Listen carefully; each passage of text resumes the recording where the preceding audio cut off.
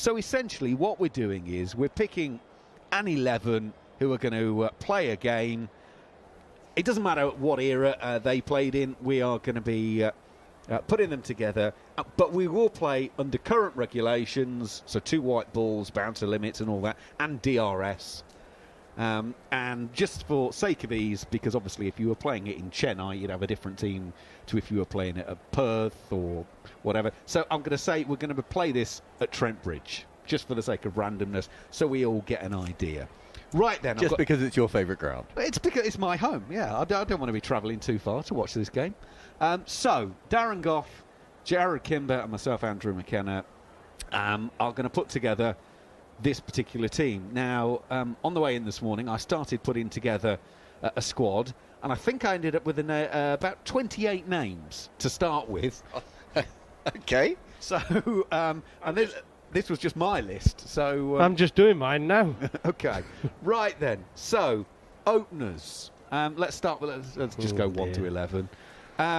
So, I'll open you with, I'll open the bidding with Sanath Jayasuriya, Virender Sehwag and Desmond Haynes. You know, there's a little guy from India, I don't know if you've heard of him, but Sachin Tendulkar was quite a good cricketer. I'm not necessarily having him open, though. Well, I mean, that's what he Well, did. that's what he did. You made a rule beforehand that said they had to play in their positions, and you've already broken it. Yeah, I'm happy. Tendulkar broke every record going, opening the batting. So I've gone.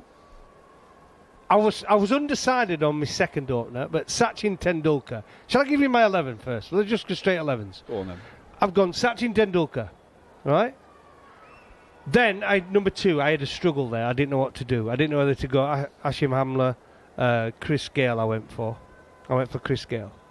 3, Viv Richards. 4, Virat Kohli. 5, A.B. de Villiers. 6, Ian Botham. 7, M.S. Dhoni. 8, Shane Warne. 9, Wasim Akram. 10, Glenn McGrath. 11, Jasprit Bumrah. I'm kind of there with some of those. You can make cases for most of those. I think I go Sanath Jayasuriya as my opener ahead of your openers because you get a little bit of bowling with him. He's on my reserve list here. The rest of it, I think I don't know if you can put both of them in because he didn't actually play pretty well in one days. I know he should have. I know it's because he didn't try all that hard. But I would have Shahid Afridi or Lance Klusener as my all-rounder, I think, in that spot. And the only other 2 players that you didn't mention, Murali is your backup spinner. Is he my backup? Yeah. And then Joel Garner and Jasprit Bumrah. Joel Garner and Richard Hadley are the other 2. I don't think Joel Garner would be as effective in this era. And purely because when you're that tall and he bowled like he did in that era, people never... I think now people with him would just back away and slap him over backward point. I think you're right, but he was still by far and away the best ODI bowler. He was at that time. Yeah. Absolutely. I'm not denying his talent, but I think now you would play him so different. Yeah, but I think also if you bowled to Sanath Jayasuriya these days, you'd probably bowl a lot more bounces at him as well. Absolutely. So I'm not holding that against Joel Garner. He's so much better. When you put in the advanced numbers, he's the best seamer that's ever played in ODI cricket. And that's adjusting for the era he played in. He's still better than anyone else. What? Better than Malinga, better than Bumrah, better than McGrath? Malinga's one-day record isn't as good, but if you look at the bowling records, Garner is the best seamer, and then McGrath is the second best seamer, and you've got Bumrah as the third best. Do you know who's very good is Pollock as well? Yeah, I thought about Pollock. Yeah, he's quite high up there. And if Shane Bond had played more, he'd also be in that conversation. But no, Garner is ahead of McGrath by quite a distance still. He was a very good player. McGrath would be able to adapt to any. McGrath just had everything. He bowled that back of a length, made it difficult for you to hit. Yeah. He had a good Yorker. He followed you. He had a good cricket brain, believe it or not. I think Garner could bowl back of a length okay too. Yeah. Harmy's chipped in with this one. He's given us his 11. Now, interesting, he's got Adam Gilchrist opening. I thought about that as well. Yeah. So I had Gilchrist as one of my potential wicket keepers, but it's where do you have him? Do you have him at 1? Do you have him at 4? Do you have him at 7? If I had Gilchrist in this side, I'd have 3.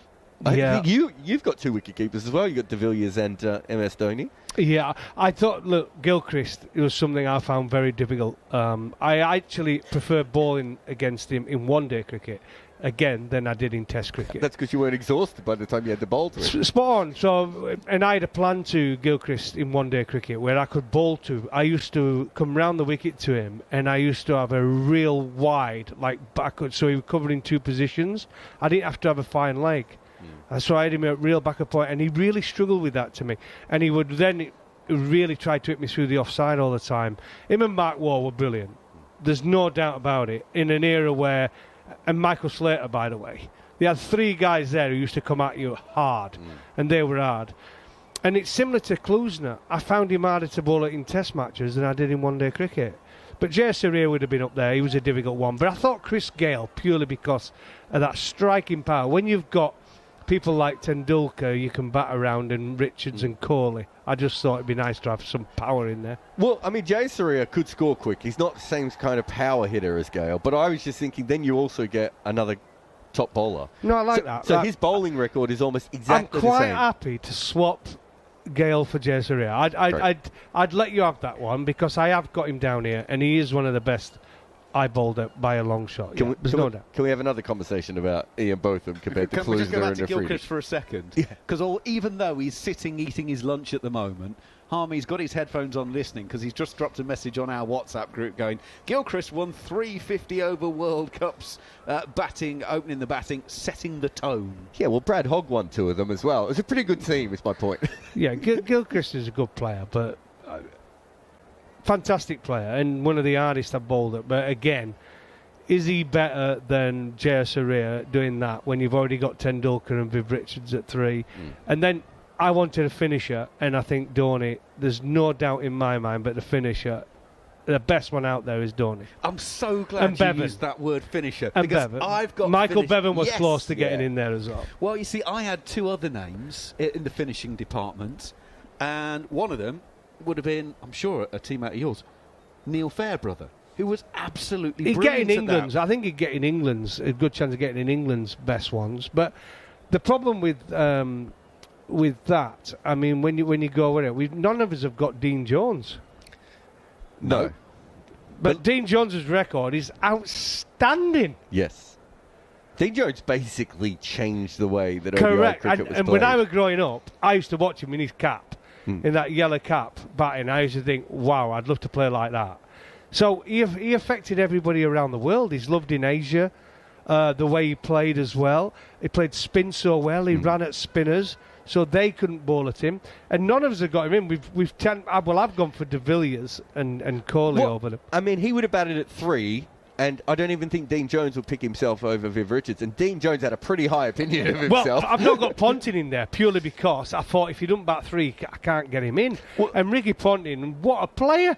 Also pretty good at World Cups. Look, I think Jay Surya, you could have Gilchrist, you could have, as you said, Gale. There's probably a couple of other options there as well.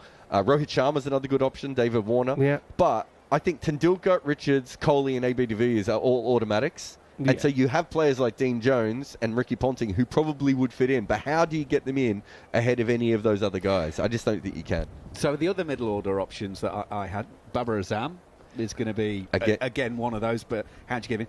I've got Alan Lamb on my shortlist, but if purely just for the Bruce Reid over, as an England fan, I've got to add it. No, that was good. That was great. I remember watching that as well. Lammy was a good one-day cricketer. KP.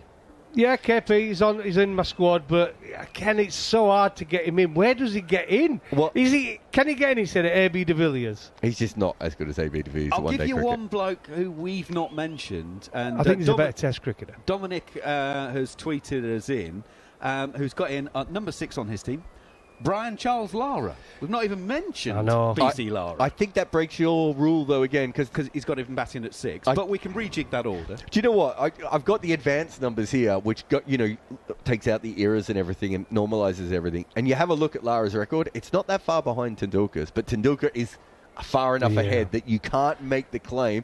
And I think that, a bit like both of them, I reckon if Lara had to take ODI cricket seriously, he probably would have taken it over, but it wasn't the most important thing to him. Lara didn't make my squad because, as I mentioned, we're playing this game at Trent Bridge and I'm not convinced he gets on the plane. I think he holds the record for the most flights missed of any cricketer. And just on the spinners, when we're talking about the spinners there, and Murali, I put down first because, I just thought, Murali's, how can I not have him? I even thought about Saklim Mushtaq as well. He was pretty Incredible good. record, yeah. Incredible record in one-day cricket.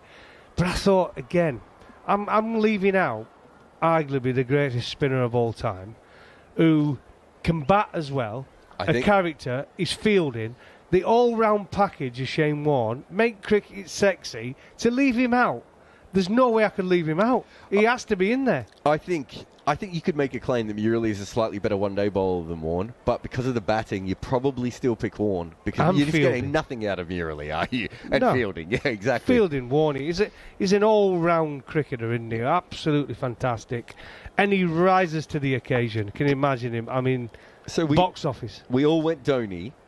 Right, but we thought about Bevan. It is worth mentioning Bevan. The reason I went with Dhoni is because he's a better wicketkeeper than AB de Villiers, Bevan. Bevan, yeah. AB de Villiers bowled in the semi-final of the 2015 World Cup, by the way.